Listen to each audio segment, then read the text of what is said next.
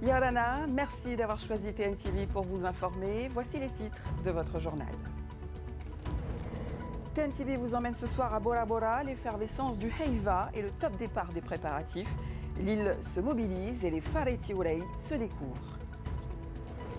De retour au Fénois après le Timor oriental, le président de l'Assemblée s'exprime sur TNTV. Au menu, le séminaire de décolonisation de l'ONU. Quel discours du Tavini devant le comité des 24? Nous ferons le bilan avec Anthony Géros. Une 34e élection sous le signe de la beauté. 2000 spectateurs et la couronne pour Eheiana et Uteari. On vous emmène à Raiatea pour l'élection de Miss et Mister Aromatei. Enfin, coup de raquette, plaquage et rame, le meilleur du sport est sur TNTV ce dimanche. Judo, swimrun, rugby, tennis avec Oriano Tefao que nous retrouverons en fin de journal.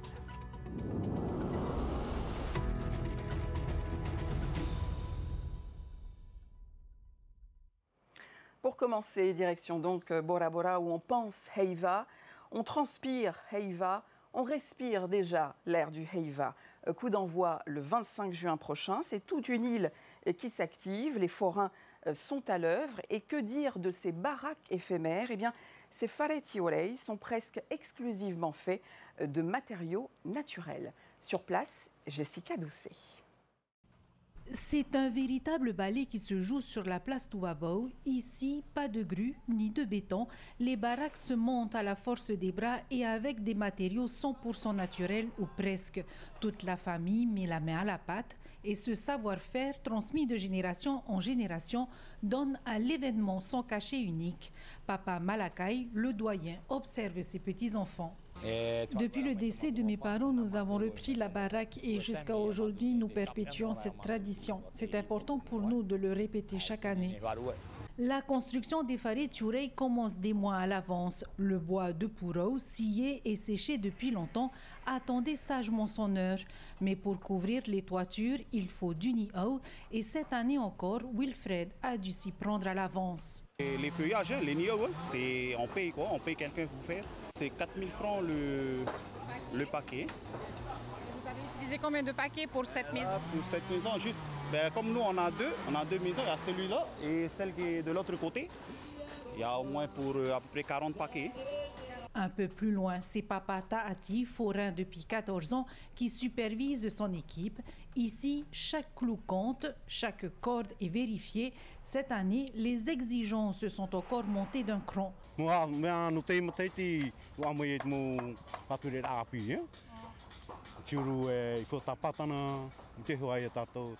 Cette année, il y a eu un renforcement au niveau des conditions. Il faut être patenté en plus de toutes les normes de sécurité et d'hygiène à respecter. La patente vient donc s'ajouter cette année.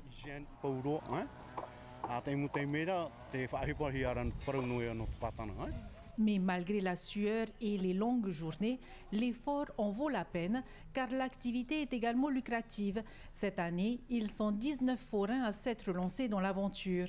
Dès le 25 juin, leurs farés prendront vie et Bora Bora vibrera au rythme du Heiva. Souvenez-vous de cette saisie record de 23 kilos d'ice. On apprend aujourd'hui qu'un auto-entrepreneur a été mis en examen et écroué. Le quadragénaire, jusqu'ici inconnu de la justice, est à la tête d'une société de jardinage et de travaux. Sa société était le lieu de destination du conteneur parti des États-Unis. 23 kilos d'ice à 100 000 francs le gramme représente environ 2,3 milliards de francs. Évoquons à présent le séminaire de décolonisation de l'ONU. Il s'est déroulé du 21 au 23 mai au Timor. Autonomistes et indépendantistes ont fait entendre leur voix. Objectif, l'indépendance de Maohinui, du moins pour le Tavini. Yaorana, Anthony Géros. Laurence, permettez-moi de profiter de l'occasion pour souhaiter bonne fête à toutes les mamans de Polynésie et spécialement à celle de Paea. Merci d'avoir accepté notre invitation. Alors au Timor, vous avez porté la cause indépendantiste. Avant d'entrer dans les détails et de faire le bilan, d'abord votre regard sur cette présence des autonomistes sur place pour la première fois. Non, pas vraiment. Je pense que les autonomistes ont tous siégé dans les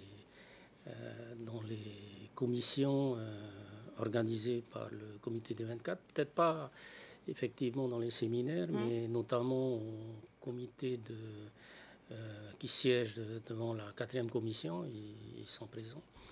Donc ce qu'on peut dire, c'est que c'est un comité qui est composé de 29 pays maintenant, et d'États souverains, et tous ces États sont très friands des avancées relatives aux 17 pays qui sont encore non autonomes, donc les 17 pays qui figurent sur cette liste, dont la nôtre, dans notre pays. Et donc ils sont très friands pour voir comment le processus onusien avance dans chacun de ces pays et territoires.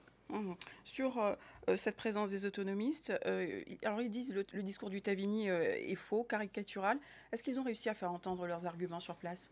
Vous savez, moi je leur ai dit, c'est pas la bonne commission devant laquelle il faut que vous plaidiez votre cause, parce que les 29 pays qui sont membres du comité de décolonisation, ce sont des pays comme Timor-Leste ont souffert. Dans leur peuple,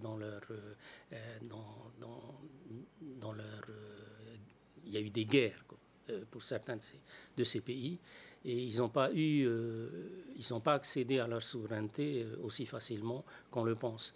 Donc quand ils entendent des gens venir plaider la cause de ce qui a été plaidé par les autonomistes, ils acceptent par courtoisie, parce que ce sont tous des diplomates. Mais au fond d'eux-mêmes, ils auraient tellement souhaité que ces personnes comprennent que ce n'est pas devant cette commission qu'il faut venir évoquer ce genre de discours. Quel bilan le Tavini peut-il faire finalement de ce déplacement? Alors, c'est un bilan qui est très positif, parce que nous avons pris fait et cause du positionnement de la France qui a été porté par l'ambassadrice de la France dans le Pacifique, qui a été claire. Elle refuse que se tienne en Polynésie, que puisse venir en Polynésie une commission de contrôle, commission spéciale de contrôle des actions du processus de décolonisation. Et ensuite, suite à son intervention, il y a eu des pays comme Cuba, comme l'Algérie, comme Syrie, Sainte-Lucie, etc., qui ont pris la parole pour dénoncer cette attitude. Parce que c'est une décision onusienne qui a valu notre inscription sur la liste des pays non encore autonomes, donc non autonomes. Et à partir de là, le processus, le dialogue, qui est une des étapes du processus, doit s'ouvrir, à défaut de quoi on va se retrouver devant des situations comme Timor-Leste a traversé, donc des guerres, etc. Alors si on fait un pas de côté, vous avez annoncé vouloir déposer une plainte au nom de l'Assemblée contre l'État pour entamer le dialogue de décolonisation. On sait qu'il y a plusieurs étapes à respecter. Où en est-on? Oui, j'ai fait cette déclaration parce que le comité des 24 nous a demandé où est-ce que vous en êtes. La France a dit nous, on arrête tout, on ne parle pas, on ne reconnaît pas. Nous, on a dit soit, mais nous, on dépose un recours devant le tribunal, la justice locale, pour obtenir de l'État qu'il s'assoie à la table de négociation pour ouvrir ce dialogue. Quand? Donc, il faut attendre la décision du juge, parce qu'on a respecté le délai de recours gracieux. Donc 2 lettres ont été adressées, une au président de la République et une au ministre de l'Outre-mer. Et donc le délai de recours gracieux étant épuisé, n'ayant pas reçu de réponse, donc on est en droit d'ouvrir le délai de recours contentieux par le dépôt de la plainte. Et donc, c'est ce qui a été effectué. Anthony Géros, est-ce que vous avez entendu le président Brotherson, qui était sur notre plateau hier soir, à cette même place? Sur cette plainte, il a dit « Essayons de ne pas en arriver là ». Est-ce que vous pourriez être d'accord, même si vous venez de le dire, c'est entamé? Écoute, jusqu'à preuve du contraire, s'il avait été à Dili, au Timor-Leste, il aurait entendu de vive voix l'ambassadrice dans le Pacifique, l'ambassadrice de France dans le Pacifique, qui a porté la voix de la France en disant qu'elle refusait de reconnaître, la France refuse de reconnaître le processus de décolonisation. Elle ne reconnaît pas la réinscription de la Polynésie, elle refuse l'envoi d'une mission spéciale en Polynésie, et elle n'accepterait pas que le séminaire puisse se tenir en Polynésie, parce que ça a été une annonce qui a été faite par Mareva, qui représentait M. Brotherson à ce séminaire. Et bien entendu, nous sommes venus soutenir cette demande, et les pays que j'ai cités, Cuba, Algérie, Indonésie, ont tous emboîté le pas pour dire que c'est une bonne proposition et il faudrait qu'on le fasse. Alors vous parlez indépendance au Timor. Dans le même temps, l'État fait ses comptes au Fénois et évoque 223 milliards investis. Est-ce que votre discours de souveraineté reste cohérent dans ce contexte? Très cohérent parce que c'est justement la manière dont s'impliquent les puissances administrantes pour faire peur, pour contraindre et pour dire à tous ceux qui sont colonisés, qui veulent rester colonisés, qu'il n'y a pas d'autre solution que de vivre avec les transferts de la puissance administrante. Ce n'est pas comme ça que ça marche en réalité. Et on a été se ressourcer auprès de ce comité qui sont 29, représentés par 29 pays, qui nous ont tous assurés, parce qu'on a tenu le discours, on leur a dit. Actuellement en Polynésie, il y a l'État qui présente 220 milliards. Et donc, ils nous ont un peu ironisé en disant demandez à quoi correspondent ces 220 milliards, parce que c'est des dépenses pour eux, mais en face, il doit y avoir des recettes. La sécurité, les travaux, l'éducation. Ça, c'est pour financer les dépenses, mais les recettes qui sous-tendent ne viennent-elles pas de Polynésie également? Vous parlez de puissance administrante. Et les Polynésiens, alors? Ils sont d'accord avec cette démarche de souveraineté? Écoute, pour qu'ils puissent dire oui ou non, il faut que la France accepte d'organiser le processus qui va aboutir à un référendum. Si la France refuse, on ne peut pas avoir de référendum. On reste soumis. Voilà. Et nous, on refuse au niveau du timing. Merci, Anthony Géros, d'avoir répondu à nos questions ce soir sur TNTV. Un jour spécial et un air de musique à présent pour célébrer la fête des mères. L'occasion de rappeler combien ce lien mère-enfant est précieux au cœur du dernier clip de Rauhere Martin, sorti il y a quelques heures aujourd'hui. Un hommage à tous les enfants et ceux qu'on n'a pas su protéger. Une façon pour l'artiste de dédier ce titre à la petite Hayden, décédée tragiquement cette semaine. Un extrait.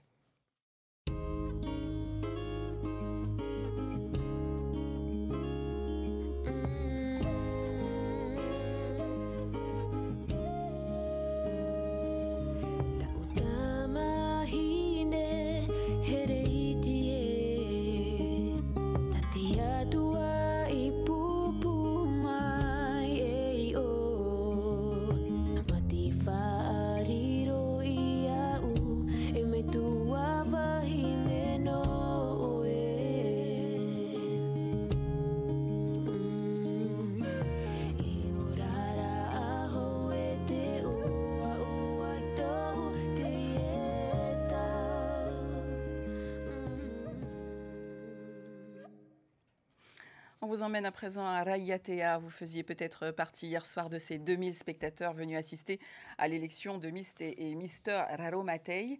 Nos nouveaux ambassadeurs des îles sous le vent sont Heiana Lienar et Uteari Chenyong, une 34e édition vue par Ronnie Moufat.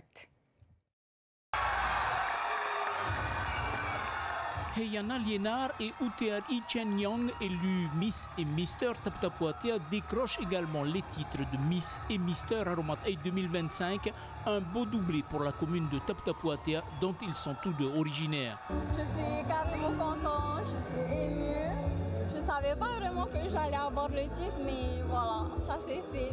Je remercie ma chaperonne qui m'a emmenée jusqu'ici. Je dédie cette vidéo à ma maman. Parce que depuis tout le début des répétitions, elle a investi tout ce qu'elle avait, même si elle n'avait pas beaucoup d'argent encore, même avec le peu qu'elle avait. Je suis très ravie et même surtout très ému. J'ai même pleuré sur la scène. Voilà. C'était une grande surprise. Ah mais carrément, je ne pensais pas que j'allais réussir parce que c'était un objectif quand même pour moi. 15 candidats étaient en lice pour cette 34e édition, 8 garçons et 7 filles. 4 passages sur scène pour séduire le jury et les 2000 spectateurs présents. Le thème cette année, la nature tropicale, une immense joie pour la maman de Heiana qui s'est consacrée à 1000% pour soutenir sa fille. D'enchaîner avec les petites à l'école et son stage et des répétitions, l'étude de mon fils qui va entrer dans l'école des gendarmes, c'est beaucoup. En plus de ça, elle a eu son titre ce soir, demain son anniversaire. Quel cadeau! Et la fête des mères en même temps. Anouanou Antioni de Toumara et Lynn Yotefa de Borobora sont élus premiers et première dauphine. Matai Tupuai Ooro de Toumara et Andrea Atani de Uturoa complètent le palmarès en tant que deuxième dauphin. Ont également été élus les Miss et Misters des 3 communes, ainsi que les Miss et Misters Heiva et leurs dauphins respectifs. À présent, place au sport. Et cette semaine encore, il y avait de l'action sur tous les fronts. Oriano. Et oui, 400 athlètes survoltés à Montréal, du judo de haut niveau, des jeunes rameurs mobilisés contre la drogue, du tennis au féminin, du rugby scolaire. C'est parti.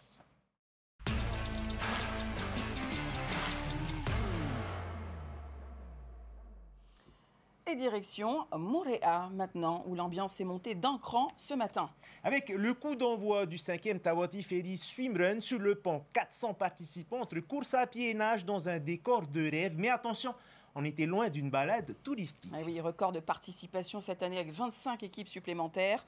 Au cœur de l'action, Liora Bounik et Désiré Teivao. Départ mouvementé sur le ferry. Le vent souffle fort mais l'ambiance reste au beau fixe. Les athlètes sautent pieds joints dans l'aventure, le regard tourné vers la ligne d'arrivée. Et après quelques kilomètres, le premier ravitaillement est en vue. Les voilà aussitôt repartis pour la nage. Nouvelle section, nouveaux défis. Cette année, les parcours ont été refaçonnés. On a rallongé donc les parcours avec une section trail pour le M dès le début de course qui leur permet de découvrir le versant de la baie de Popo au-dessus de l'église. Puis sur le XL, la montagne magique, donc ce sommet qui est un point de vue, on va dire un peu incontournable de l'île de Montréal.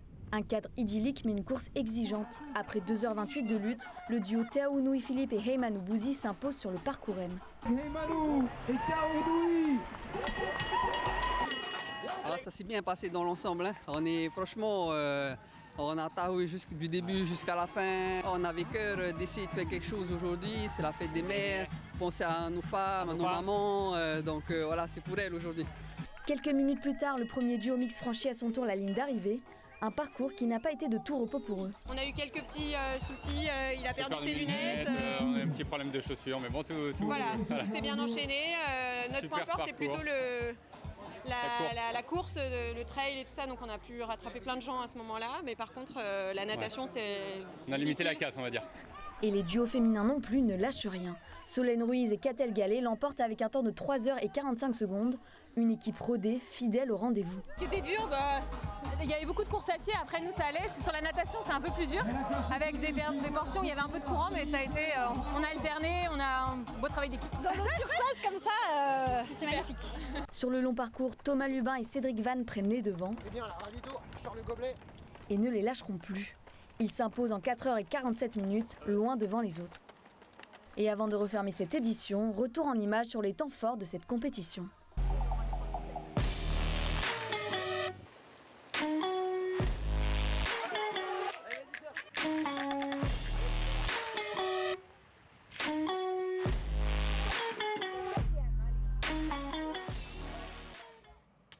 Et côté tatami maintenant, un plateau international relevé des judokas polynésiens qui en veulent. Une compétition qui sert déjà de tremplin vers les mini-jeux du Pacifique. Allez, retour sur un week-end intense au Tahiti Oceania Open de judo.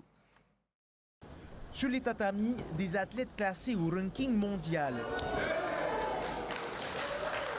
Notamment venus de Nouvelle-Zélande, des États-Unis et de Hong Kong. Un test grandeur nature pour nos judokas tahitiens. Donc se mesurer à un plateau international, même si ce n'est pas tout à fait les nations qu'on va rencontrer sur les mini-jeux ou sur les jeux, parce qu'à Hong Kong, on ne va pas les rencontrer. Mais voilà, ça fait monter le niveau et on voit que c'est intéressant pour nous, on voit que ça arrive à nous mettre encore en difficulté, on voit aussi là où on doit travailler nos défauts. Mais le bilan général de la journée est plutôt bien, les combats ont été accrochés, les Polynésiens ne se sont pas laissés faire, très satisfaits de leur prestation. Pas de titre, non, mais des combats accrochés, du caractère et des performances prometteuses. Ambre Popov, 15 ans à peine, colle un Wazahari à une athlète du top 100 mondial. Tamateri Hervé, lui, décroche une médaille de bronze dans une catégorie relevée. Je pense que cette compétition elle permet de vraiment travailler le mental, parce que c'était vraiment dur aujourd'hui. Et puis, on sait ce qu'il faut perfectionner maintenant. Ce qui m'a manqué, c'est plutôt l'enchaînement technique, enchaîner plusieurs techniques et avoir un jeu, on va dire. Je l'ai, mais il manque des petits détails techniques qu'il fait. Et face à moi, il y avait des personnes habituées du circuit, du coup, qui ont plus l'habitude des compétitions, des combats et tout. Et du coup, voilà, ça a fait la différence. Mais un point noir, l'adaptation au règlement international, un détail qui coûte cher, comme cette demi-finale perdue par des pénalités. Je trouve que c'est dommage que le combat se termine comme ça. Ça se termine parce que pendant que son adversaire va se faire soigner, il remet sa ceinture. Alors c'est interdit de volontairement défaire sa ceinture et de la remettre pendant le combat, mais là il y a une coupure de 5 minutes peut-être ou 3 minutes, le temps qu'il se remette là. Et puis c'est sanctionné et ça fait basculer le combat. Donc c'est dommage, c'est une demi-finale, ça bascule là-dessus. Sur des petits points de règlement qui sont des détails, c'est vrai que nos Polynésiens, ils ont peut-être un peu moins l'habitude. Je crois que ça fait partie du jeu, c'est presque anecdotique aujourd'hui. Le message est clair, le judo polynésien progresse. Prochaine étape, les mini-jeux du Pacifique à Palau. Un rendez-vous crucial pour ces jeunes qui visent désormais des performances concrètes à l'international. Et tout de suite, le reste de l'actualité sportive, en bref et en images. Coupe du monde de paracanoë à Poznan en Pologne. Pour sa première participation, Gervais Omeron atteint la finale en VL3. Malgré un départ moyen, le rameur de Tupuai a su remonter ses concurrents pour terminer 8e. Une belle performance qui marque ses débuts sur la scène internationale et ouvre de belles perspectives. Du rythme et du suspense au Grand Prix d'Aroué, une vingtaine de coureurs ont avalé les 50 km du circuit entre Aroué et Erima. Après 25 tours à pleine vitesse, Tarouya Kreiner s'offre la victoire en 1 h 5 minutes devant Calvist Manaté et Kahiri Handler qui prennent respectivement la 2e et 3e place. Les compétitions de rugby se poursuivent à Fatawa en championnat Tahiti à 15. Punawi a pris le dessus sur Manoura avec une victoire nette 27-9. Un match sérieux pour les joueurs de la côte ouest qui confirment leur solidité. Chez les femmes, en finale du rugby à 7 avec plaquage, cette fois, c'est Manoura qui s'impose face à Fa'a sur le score de 10-5 au terme d'un match disputé. C'était bien plus que du sport du côté de Tevayuta. Oui, avec le Aotearoa organisé par Billy Tupea et le club Mataiahoe. Objectif, dire oui au VA et non à la drogue, une initiative qui rassemble depuis 4 ans. Hier, pas moins de 300 jeunes de 6 à 19 ans ont pagayé en V1 et V6 dans le lagon de Tehoro. Une belle énergie sur l'eau pour une bonne cause. Désiré Tevao. Cette année, c'est la plus grande édition de Te Aotearoa. Il y a eu le plus de participants. Je remercie tous les clubs, tous les parents, tous les enfants qui sont là aujourd'hui. Une édition du Te Aotearoa qui restera dans les annales. Ils étaient plus de 300 rameurs, des poussins ou juniors, à avoir pris les départs des différentes courses. Au programme des parcours allant de 250 à 2500 mètres, mais au-delà de la performance sportive, l'objectif de Billy Tupea est de sensibiliser ces jeunes athlètes au fléau de la drogue. 1 ou 2 fois par mois, on rappelle ce message-là, on rappelle dans notre club que pas de drogue dans le A1. Déjà pour ta santé, déjà, c'est déjà bien. Après, gagner proprement aussi, honnêtement, et puis ça, c'est ça le sport. Du côté des jeunes espoirs du VA, le message est bien compris aussi. On dit qu'il ne faut pas prendre ça parce qu'après ça essouffle pour la pirogue, c'est dangereux aussi pour la santé et que c'est pas bien. T'as moins de cardio. Et aussi tu peux être addict à ça. Difficile pour les poumons à respirer aussi. Il ne faut pas toucher à la drogue ou même à l'alcool ou tout, mais la drogue c'est vraiment important, hein, ça abîme le corps. Et on dit toujours s'il fait du sport, c'est un esprit sain dans un corps sain. Et pour aller encore plus loin dans la lutte contre la drogue, Billy Tupea souhaiterait que d'autres clubs s'investissent et organisent d'autres journées de sensibilisation. J'encouragerais encore un peu plus de clubs à mobiliser les jeunes contre la drogue, hein, faire une course comme celle-là, ou bien déjà une balade. Si on peut voir un bilan sur 4 ans, moi je pense que ça a beaucoup diminué quand même. Hein. Pas forcément grâce à Te Aotearoa, parce qu'il y a eu beaucoup d'autres manifestations au-delà de la drogue. Et puis pour moi ça a quand même beaucoup calmé aussi. Samedi prochain, à l'occasion de la 3e étape de la Tahiti Nui Va, le club de Mataiahoe organisera de nouveau à Tehoro des courses consacrées au cadet. Une nouvelle occasion de réitérer ce message, oui au VA et non à la drogue. Elles ont sorti les raquettes pour célébrer la fête des mères d'une façon originale. Une journée sportive et 100% féminine avec la 3e édition de L7 et match. Ah oui, tennis, padel, beach tennis sur gazon, le tout dans une ambiance détendue et conviviale. Et devant la caméra de Liora Bonic. Amusez-vous et j'ai hâte qu'on joue ensemble. Maururo et belle fête des mamans à tous. Un mot de Miss Taichi avant de donner le coup d'envoi et on démarre avec un échauffement. La journée est lancée au programme Soleil, Sourire et Raquettes. La mission du jour, renouer le lien avec cette discipline de plus en plus désertée par les femmes. Un pari réussi, plus d'une centaine ont répondu à l'appel. Tout niveau, tout âge, je vois qu'il y a des enfants sur un autre atelier. Il y a des femmes qui sont déjà compétitrices. Il y a des femmes qui débutent complètement le sport et qui découvrent. Donc voilà, on essaie de toucher tout le monde, de l'âge de 7 ans, comme on dit, à 77 ans. Si pour certaines, c'est l'occasion de se remettre en forme, pour moi qui ai arrêté de faire du sport, c'est vraiment un moment, on va dire, dans un premier temps de convivialité, mais aussi de remise en forme pour la plupart d'entre nous. J'invite tout le monde à venir. Les femmes, il faut se bouger. Pour d'autres, c'est une véritable découverte et peut-être une nouvelle passion. Moi qui ne suis pas sportive dans la vie quotidienne, franchement, c'était très bien. Les ateliers et les animateurs sont vraiment chaleureux et ça donne vraiment envie de faire du sport, surtout du tennis. Ambiance sportive et festive sur les 3 terrains. Ce week-end, on célèbre les mamans raquettes en main.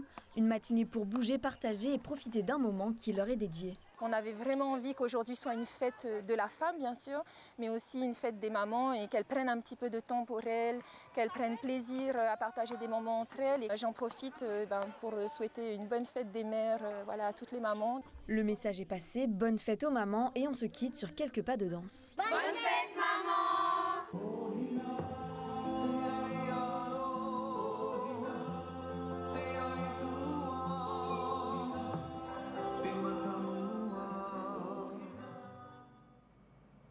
Du rugby, de la solidarité, une équipe pas comme les autres. Oui, le 15 du Pacifique, composé de joueurs originaires d'outre-mer et engagés dans les forces armées, était de passage en région parisienne.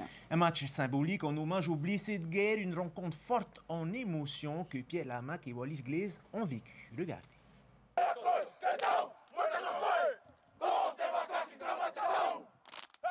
C'est une équipe de rugby à part. Rattachée au 48e régiment de transmission d'Agen, le 15 du Pacifique existe officiellement depuis 2007. Le 15 réunit des militaires océaniens de tous les corps armés. Bien plus qu'une équipe de rugby, ce collectif est une famille unie et qui aime le souvenir de ses anciens. Alors elle est importante pour la mémoire des engagements des soldats du Pacifique, qui se sont engagés sur la Première et la Deuxième Guerre mondiale, avec 1000 volontaires qui sont montés dans un bateau.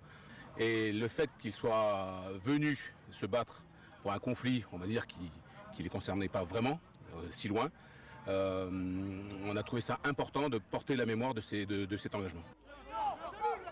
Le 15 se réunit 5 à 6 fois par an pour des matchs de gala. À chaque rassemblement, le coach est confronté à la même problématique, trouver des joueurs disponibles. La priorité de notre sélection, c'est quand même les missions opérationnelles. Donc en fonction des missions, je récupère les joueurs comme ça et je fais avec ce que j'ai. Donc, et c'est toujours un honneur de récupérer des nouveaux joueurs, même s'ils n'ont jamais été à un rassemblement. Et derrière, ça suit. Sur le terrain, les joueurs océaniens maîtrisent largement leur sujet contre l'équipe de Vincennes. Les valeurs d'engagement, de courage et de respect de l'adversaire prônées par ce sport et les armées ont un écho très fort pour les joueurs polynésiens. Quand on joue entre nous, il y a quelque chose qui ressort. Je ne peux pas expliquer. Alors, il y a quelque chose qui nous unit, il y a une force. Là, on a joué sous plus de 30 degrés, le soleil qui tape, etc. Il y a quelque chose qui nous a poussés. C'est tout ça, tous nos frangins, les îles de Nouvelle-Cale, Wallis-Futuna, Tahiti, etc. Donc on était tous là. Au-delà du sport, chaque regroupement est aussi l'occasion de se retrouver. C'est bien beau de rentrer à la maison, mais quand on n'a pas les moyens ou quand on ne peut pas par rapport à les missions et tout, ce côté culturel, on le retrouve ici, à la maison, dans le 15 du Pacifique. Un festival d'essai pour le 15 du Pacifique, une victoire célébrée par un dernier haka pour que l'esprit guerrier des Haïtos du Pacifique flotte un peu plus longtemps à Paris. Comme à la fin de chaque tournée, les joueurs du 15 regagneront leur unité et d'autres repartiront en opération extérieure. Et on termine avec les rendez-vous sportifs attendus cette semaine. Et les passionnés de boxe pourront suivre le challenge Makonina mercredi 28 avec Tupa Fa'a et vendredi 30 mai à Fatawa. Et il y a aussi la Tahiti Nui Va, ce marathon Tour de l'île du jeudi 29 au samedi 31 mai. Départ et arrivée à Mataya. Et du football, la 25e journée du championnat de Ligue 1, Vénus affrontera Pirée à domicile sur le stade de Mahina. Et c'est la fin de ce journal. Oui, à suivre bien dans son faré, votre film du dimanche soir à apprécier en famille. Épique, la bataille du royaume secret. Demain, retour de l'information avec Vaitiale Naota et Athéna Milcam. Excellente soirée. On se retrouve le week-end prochain. Merci.